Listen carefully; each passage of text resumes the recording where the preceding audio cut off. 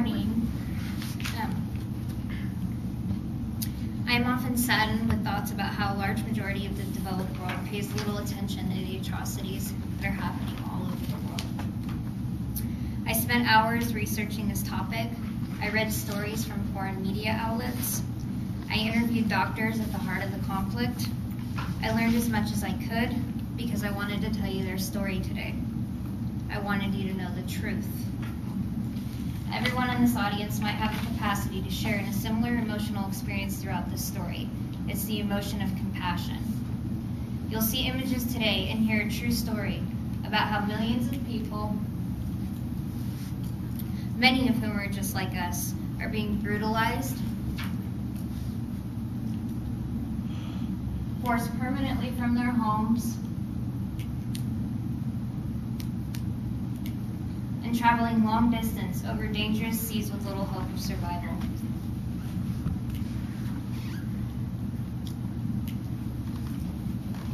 And today, I hope to arouse in you a feeling of compassion and understanding for these people. As of today, more than 400,000 Syrians have died or gone missing trying to reach safety. Masses of people are dying in an attempt to gain refuge from unspeakable violence. Children are drowning. And families are being destroyed by inexplicable tragedies. But the rest of the world pays little attention. In fact, it is so bad that the UN no longer keeps track of the death toll. It is estimated that the Syrian conflict has left more than 4.8 million of its people stranded or dead since it began in 2011. That's 4.8 million lives. In addition, 6.8 million Syrians are internally displaced, trapped in the heart of this violent civil war. They can't leave. This total, according to the UN, has reached over 11 million people. But what is happening in the Middle East? And why are so many people fleeing from their homes? To state it simply, in 2011, a civil war broke out in Syria. After al-Qaeda branched off into different extremist groups, these groups became who we know as today, ISIS, al-Nusra, etc. They spread throughout the countryside, sharing unspeakable violence and insanity. And so the Syrian government began targeting these groups in order to regain control of the territory. Large groups of innocent, peaceful civilians were trapped in the middle of the conflict. In parts of Syria, entire cities have been decimated. Infrastructure, hospitals, markets, and mosques, all destroyed. Schools and homes leveled. The war has collapsed local economies, limited access to food and water, and threatened the lives of millions. So they left. Mothers and fathers, brothers and sisters, and thousands of innocent little children. You may ask, where is this happening? I don't have a little red thing where I would show you. You're going to have to just see. Turkey is up here in the left corner. Syria is right underneath of it. Greece is over here to the left.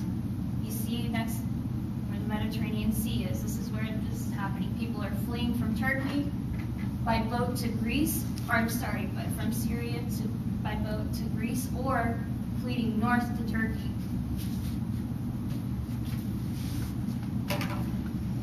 Syria is located in West Asia. It is part of the landmass we know as the Middle East. This is a place over 6,000 miles away from us. The majority of Syrians are fleeing either north into Turkey or west towards Greece. Here are some facts. The war has killed over 50,000 Syrian children.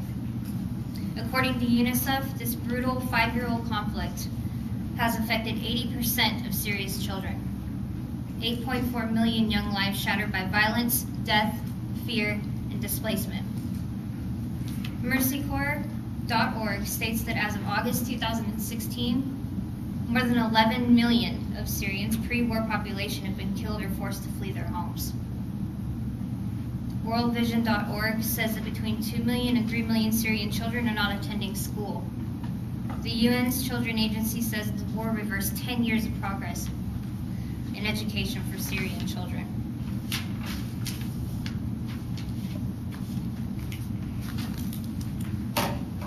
truth is that many of these people are just like you and I. These are normal, everyday, peaceful civilians in search for a life free of violence that has been shown towards them. These are people who deserve passion and recognition of the value of their lives, just like us. We've all turned our heads and looked the other direction, away from the truth, away from the things that upset us, the things in which we feel powerless to change. Today, let us all take a look outside of our own lives and share, if even just for a moment, in compassion for the Syrian people that have been affected by this war.